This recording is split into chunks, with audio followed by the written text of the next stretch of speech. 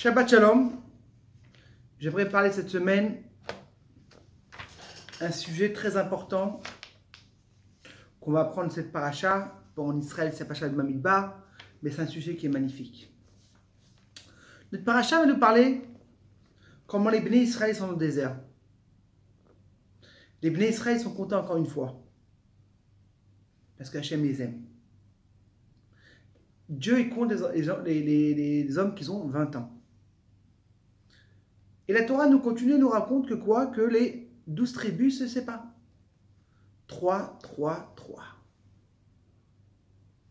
Et il y avait aussi la Shevet Lévi, que eux, leur Shevet Lévi, c'était de faire les Ovalot, de prendre les choses, de les ramener. Et le Kohanim travaillait dans le Mishkan. Il raconte l'histoire qu'une fois, il y avait le Rav Chaim Gutnick, le grand Rav d'Australie. Il avait l'habitude d'aller à un shiur, d'une ville loin, pour donner un shiur pour des femmes. Et avec le temps, il a demandé au Rabbi est-ce qu'il peut arrêter le shiur? Parce que Baruch Hashem, beaucoup de femmes sont rapprochées, beaucoup de gens ils ont déménagé, et c'est un quartier qui a beaucoup moins de juifs. Il a demandé écoute-moi, le Rabbi, il a dit au Rabbi, c'est tellement loin, tellement de temps, ça vaut pas le coup. Le Rabbi lui répond même Moshe Rabbeinu avait une maman.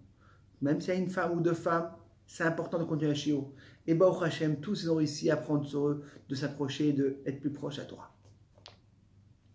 Cette semaine, on va parler de cette importance. Comment on apprend cette paracha, l'importance de chaque juif. Cette paracha va nous parler de compter les juifs.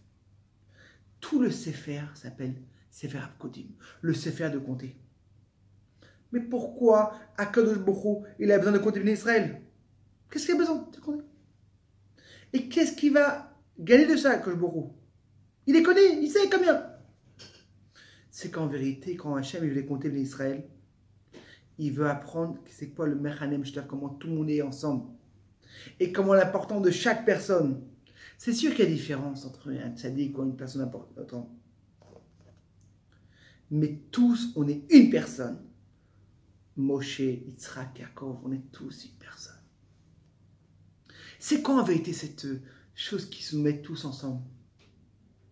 C'est la Nekuda Yehudit, ce truc petit qu'il est dans chaque juif.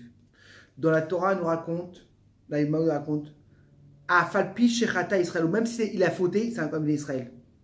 Même si de dehors, il a l'air d'une personne qui ne se comprend pas comme il faut. Mais beaucoup de fois, mes amis, des juifs loin de la Torah mitzvot, quand il aurait dit, écoute-moi, tu veux être dans le feu ou tu veux devenir chrétien? Je veux rester dans le feu. Je veux donner mon impôt à Hachem. C'est d'où ça vient ça? Cette étincelle, elle se vient. C'est comme un briquet. Chaque moment qu'il y a l'étincelle dans le briquet, tu allumes, tu mets du gaz, ça s'allume. La même chose.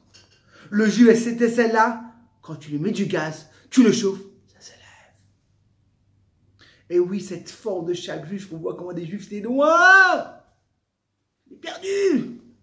Tout à coup, se réveille. Waouh! Incroyable. Et il devient teshuva, il approche. C'est ça qui reste tout le temps.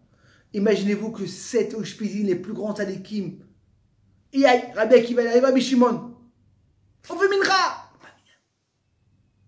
Il arrive un petit voyou et un minyan. C'est quoi cette force?